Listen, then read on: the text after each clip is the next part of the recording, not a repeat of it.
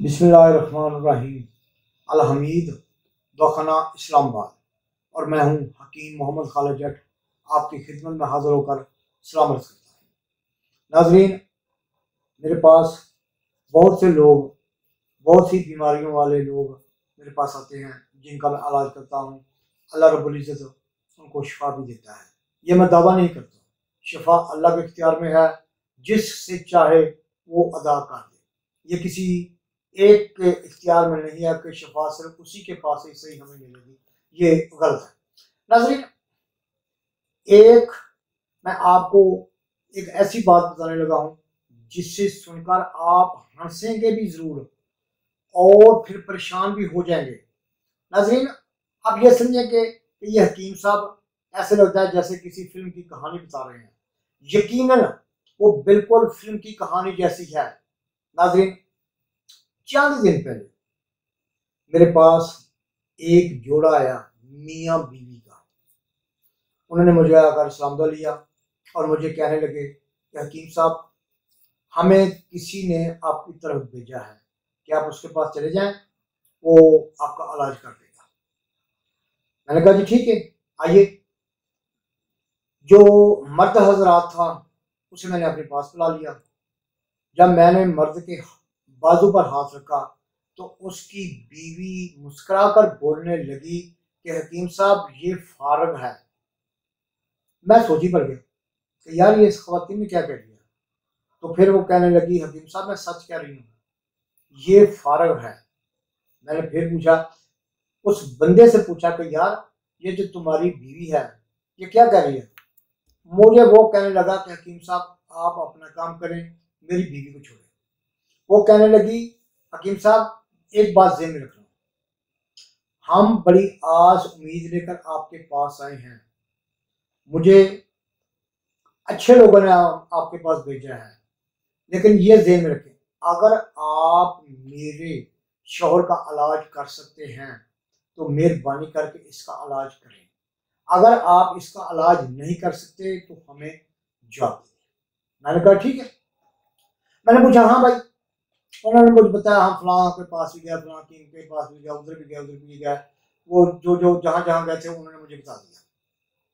अब हुआ क्या, खवातीन बोली तो मुझे कहने लगी, हकीम साहब जिस दिन हमारी शादी हुई थी, तो जी ठीक है, उसी रात मुझे पता चल गया था कि मेरा शौहर कितने पानी में है, और मैं शर्म के मारे खामोश रह गई। हुआ क्या, हम सुबह अपने ससुराल में चले गए। मैं कुछ दिनों के लिए वहां रुकी, या मुझे लेने आए। खैर मैं आ गई। फिर 2 4 5 दिन हफ्ता मैं अपने शौहर के पास रही, लेकिन जो पहली वाली बात थी वही मैंने फिर देखी। फिर आहिस्ता आहिस्ता मैं कभी लड़ पड़ती, कभी मैं रूठ पड़ती, क्योंकि मैं जाती इसके साथ खुशी न थी। ये इस काबिल नहीं था कि मैं इसके साथ खुश थी। तो फिर हुआ गया कि मैं काफ़ी दफ़ा अपने शौहर से लड़ झगड़ कर अपने मेके जाकर बैठ जाती हूँ। फिर किसी के कहने पर, उसी के कहने पर, किसी के कहने पर मुझे लोग ले आते हैं, तो मैं दरगुजर करने के लिए फिर इसके पास आ जाती हूँ। अब पता नहीं, मुझे एक बात की समझ नहीं आती कि हकीम साहब कुछ दिन हुए हैं, कुछ वक्त गुजरा है, न जाने ये पता नहीं कौन सी गोलियां खाकर मुझे इस्तेमाल करता है। ये बंदा मुझे कौन सी गोलियां खाकर मुझे इस्तेमाल करता है, मुझे तंग करता है, मुझे बहुत ज्यादा जलील करता है। ये ना तो मेरी जान छोड़ता है और ना ही मुझे सोने देता है। आखिर मैं भी इंसान हूँ, ये मुझ पर बहुत जुल्म करता है। मैं कब तक इसका जुल्म बर्दाश्त करूंगी। हकीम साहब, अगर ये इस काबिल नहीं था तो इसने मेरे साथ शादी क्यों की, ये पूछे इनसे। मैं अब इनके माँ बाप को रोती हूँ और इसको भी रोती हूँ कि अगर तुम इस काबिल नहीं थे तो तूने मुझसे शादी क्यों की, क्यों मेरी जिंदगी बर्बाद की। अब तू गोलियां खाकर मेरी जिंदगी को बर्बाद करने लगा है। हकीम साहब, मैं भी एक इंसान हूँ, ये गोलियां खाकर मेरे साथ इस कदर ज्यादती करता है जो मैं आपको बयान भी नहीं कर सकती। खुदा गवाह है, ये मुंह पर बैठा है, इसे पूछें क्या मैं झूठ बोल रही हूँ? हकीम साहब, मुझे इसने सूली पे चला दिया है, सारी सारी रात मुझे सोने नहीं देता, मुझे इस कदर जलील करता है, इस कदर तंग करता है, मेरे साथ इस कदर जुल्म करता है जो मैं आखिर बर्दाश्त नहीं कर सकती। मैंने बहुत जुल्म इसका सिया है। हाँ मेरा शोर है, लेकिन किसी हद तक इसका मतलब ये नहीं है कि ये गोलियां खाकर मेरी जिंदगी इसको तबाह करे, मेरी जिंदगी को बर्बाद करे। मैं भी आखिर इंसान हूँ। ये गोलियां खाकर मेरी जिंदगी को तबाह बर्बाद कर रहा है। मेहरबानी करके अगर आप इसका इलाज कर सकते हैं तो इसका इलाज करें। अगर इसका इलाज नहीं कर सकते तो मेहरबानी करके मुझे जवाब दे दें ताकि मैं इससे किनारा कर लूं और इससे जान छुड़वा कर कोई और फैसला कर सकूं। मैं इंसान हूं, कोई हवान नहीं, कोई जानवर नहीं, कोई गधी नहीं जिसके साथ इतना जुल्म और ज्यादती ये कर रहा है। मैं भी एक इंसान हूं, मैं भी एक इंसान हूं। बहुत सी इसके साथ मिलती करती हूँ, बहुत से इसके साथ तरले लेती हूँ, ये मुझे नहीं छोड़ता, मुझे नहीं छोड़ता। तो हकीम साहब, मैं फिर आपसे दरख्वास्त करती हूँ, हकीम साहब आपकी मेहरबानी, इस बंदे का अगर इलाज हो सकता है तो मुझे बताएं। अगर इसका इलाज नहीं हो सकता तो आपकी मेहरबानी, आप मुझ पर एहसान कर दें, मुझे साफ लफ्जों में जवाब दे दें ताकि इसे मैं छोड़ दूं, इसे मैं छोड़ दूं। ये बंदा मेरी जिंदगी बर्बाद कर रहा है, ये बंदा मेरी जिंदगी तबाह कर रहा है, ये बंदा मेरी जिंदगी तबाह कर रहा है। मैं कब तक इसका जुल्म बर्दाश्त करती रहूंगी? ये हकीम साहब आपकी मेहरबानी हुई। तो नाज़रीन,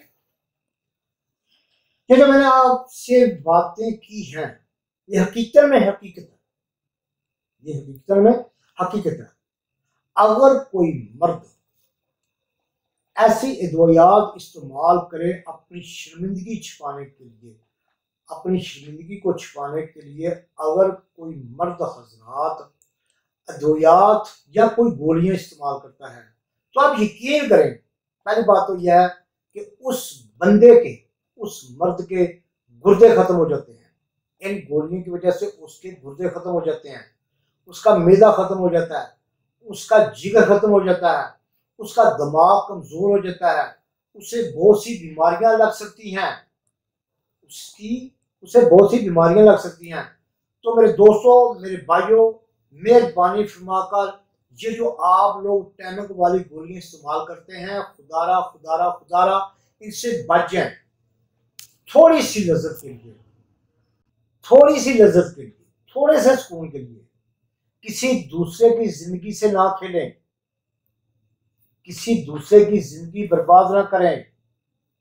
आपकी जिंदगी भी बर्बाद हो जाएगी और तुम्हारी शरीक हयात की भी जिंदगी बर्बाद हो जाएगी। ये ज़हन में रखें, औरत ना तो इतनी मजबूर है और ना ही इतनी कमजोर। औरत अगर अपनी मर्जी पे आ जाए ना तो इसके सामने उसका कभी बाप भी आ जाए ना तो उससे भी वो किनारा कर लेती है, उसे भी बाप नहीं मानती। शौहर की क्या हैसियत है, ये ध्यान में रखें। नाज़रीन, मैं अपने दोस्तों से, अपने भाइयों से ये गुजारिश करता हूँ कि अगर आप शादी के काबिल नहीं होते तो खुदारा पहले अपना इलाज करवाएं, बाद में अपनी शादी करें। नंबर 2, शादी के बाद अगर आप कमजोर हो जाते हैं तो फिर भी अपना इलाज करवाएं। हर औरत एक जैसी नहीं होती, हर औरत एक जैसी नहीं होती। कुछ औरतें सब्र भी कर लेती हैं मगर ज्यादातर औरतें जो है ना वो सब्र नहीं करती, ये दिल में रखें। नाज़रीन, अगर ये मेरी वीडियो आपको पसंद आए तो इसे सब्सक्राइब जरूर करें। हाँ, एक और बताता हूँ, एक और अर्ज करने लगा, जाने से पहले एक और अर्ज करने लगा हूँ। मैं ये कहता हूँ कि आप अपनी इमराज का इलाज करवाएं, आप अपनी मर्दाना कुव्वत का इलाज करवाएं, जहां से आपका जी चाहता है वहां से करवाएं। मैं ये नहीं कहता कि आप इलाज सिर्फ मेरे से ही करवाएं, ये नहीं मैं कहता। जहां भी हो सके आप इलाज जरूर करें। इस जिल्लत की जिंदगी से बचने का सिर्फ एक ही तरीका है, मर्द का मर्दाना कुव्वत कामयाब होना जरूरी है। अगर मर्द नाकाम है तो समझ ले वो उसकी जिंदगी नाकाम है। नाज़रीन, इसी के साथ मुझे इजाज़त दें।